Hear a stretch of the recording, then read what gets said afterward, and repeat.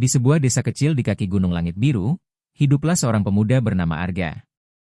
Ia yatim piatu sejak kecil, dibesarkan oleh kakeknya yang sudah tua. Arga dikenal sebagai pemuda pemalas dan lemah di mata seluruh desa. Para pemuda desa sering mengejeknya karena ia tak pernah ikut bertani keras atau berlatih bela diri seperti mereka. Setiap tahun, perguruan silat terkenal, Sekolah Harimau Perak, mengadakan ujian masuk di desa itu. Para pemuda desa berbondong-bondong mendaftar, termasuk Reno, putra kepala desa yang sombong dan kuat. Ketika Arga nekat ikut mendaftar hanya karena ingin membuktikan diri, semua orang tertawa. Dasar anak miskin. Jurus apa yang kau kuasai? Jurus menyapu halaman, ejek Reno disambut tawa keras. Para pemuji dari perguruan bahkan tak mau mengujinya lama-lama. Arga langsung gugur di babak pertama, dipermalukan di depan ratusan orang. Malam itu, Arga yang patah hati pergi ke hutan belakang gunung sendirian. Ia menangis di dekat sebuah gua tua yang konon angker. Tanpa sengaja, kakinya tersandung batu kuno bertulis aksara aneh. Saat ia menyentuh batu itu, gua terbuka dan cahaya biru menyilaukan matanya. Di dalam gua, Arga menemukan sebuah kitab kulit naga berjudul Jurus Langit Abadi. Kitab itu berisi teknik silat kuno yang hilang ribuan tahun lalu, diciptakan oleh seorang dewa silat.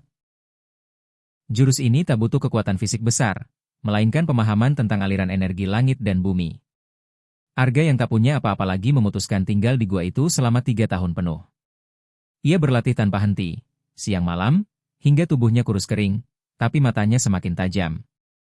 3 tahun kemudian, sebuah turnamen silat antar perguruan besar diadakan di ibu kota provinsi. Sekolah Harimau Perak mengirimkan 10 murid terbaiknya, termasuk Reno yang kini sudah menjadi kepala murid. Tiba-tiba, seorang pemuda berjubah putih sederhana mendaftar sebagai peserta bebas. Wajahnya biasa saja, tapi auranya membuat orang merinding. Tak ada yang mengenalinya, sampai ia membuka suara.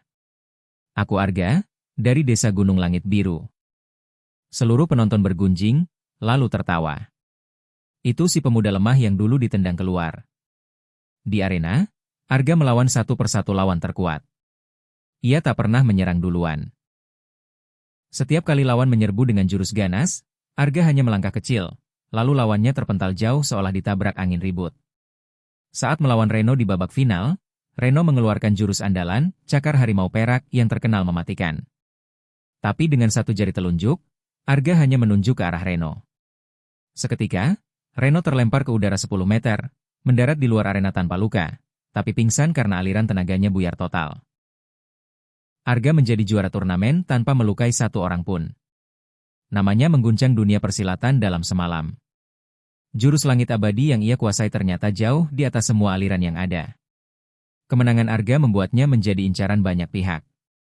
Namun yang paling mengejutkan, 10 wanita cantik dari berbagai penjuru datang menemuinya, masing-masing dengan alasan ingin menikahinya. Putri Raja Provinsi Timur ingin memperkuat kerajaan dengan keturunan berkekuatan langit. Murid cantik nomor 1 Sekolah Bunga Sakura jatuh cinta pada ketenangan Arga. Ahli racun dari Lembah Hijau terpesona karena Arga kebal semua racunnya. Pendekar pedang wanita legendaris ingin menantang dan akhirnya kalah, lalu jatuh cinta. Putri suku pegunungan yang gagah mengagumi keberanian Arga hidup sendirian 3 tahun.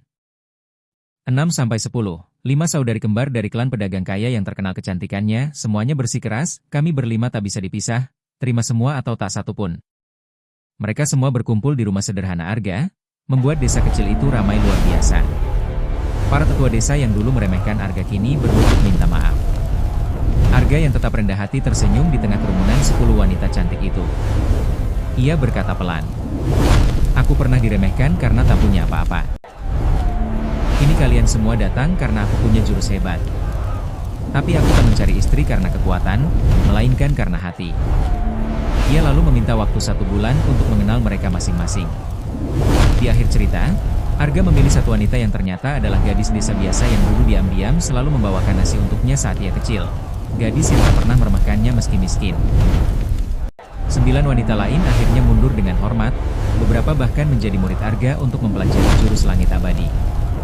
Arga hidup bahagia, tak lagi sendiri, dan desa kecil itu menjadi pusat silat baru yang disegani seluruh negeri. Terima kasih sudah mampir mendengarkan cerita pendek dari saya.